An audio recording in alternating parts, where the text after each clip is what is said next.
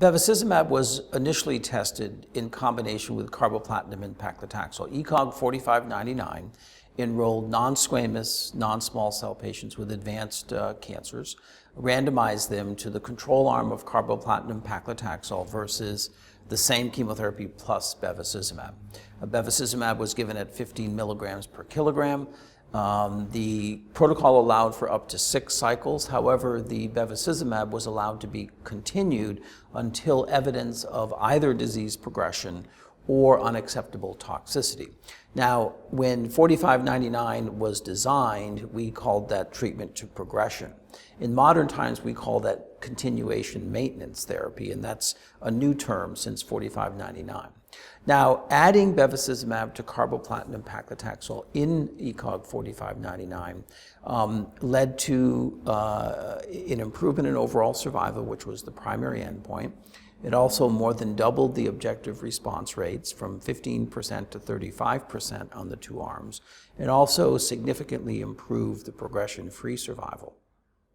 Adding bevacizumab to carboplatin and paclitaxel is associated with greater toxicity, although I believe it's acceptable toxicity. You have to be aware of hypertension, proteinuria.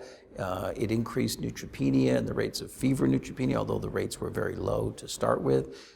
So it does increase the risk of treatment, but I do think that the survival response and PFS benefit outweigh the potential risk. It does remind us that we should be selective in our patient choices in terms of who we recommend this drug for in this particular setting. Now, since 4599, there have been a couple of important trials to be aware of. We had a couple of confirmatory trials which used PFS as the endpoint, which were also positive. These trials also showed enhanced response rates.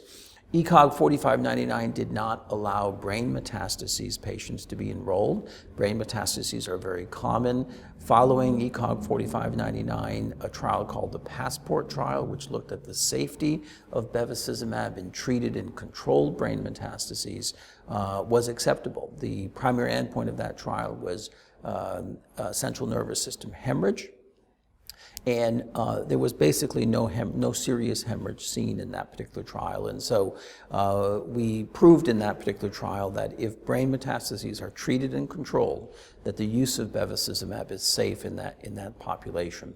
One of the exciting areas recently about bevacizumab has been a trial out of Japan in an EGFR mutation positive trial. What these investigators did is randomize patients with known EGFR mutations to receive either erlotinib as monotherapy, which is the standard of care, versus the combination of erlotinib plus bevacizumab. There was a very striking benefit in progression-free survival. I can't show you the curves here, but the curves for PFS are actually quite remarkable. This trial has been published.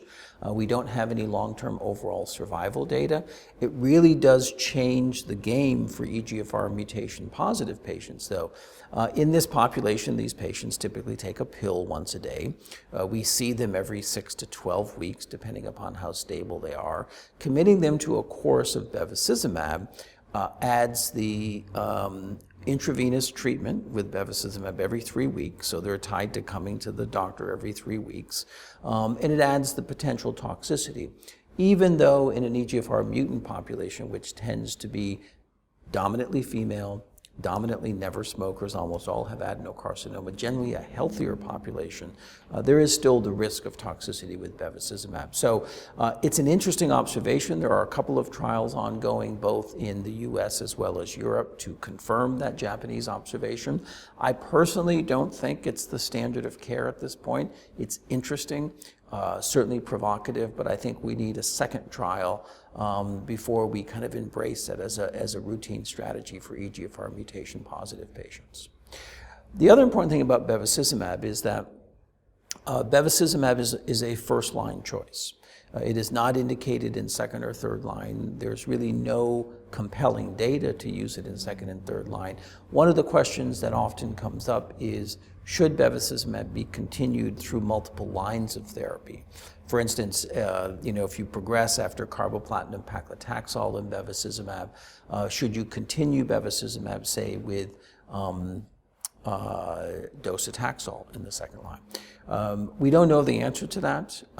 There is an ongoing trial. I think it's completed. It's accrual where patients who are on bevacizumab and stable are randomized when they progress to either continue bevacizumab with subsequent lines of therapy or to stop bevacizumab. So that question of bevacizumab through multiple lines of therapy has been addressed, and so we look forward to seeing that data.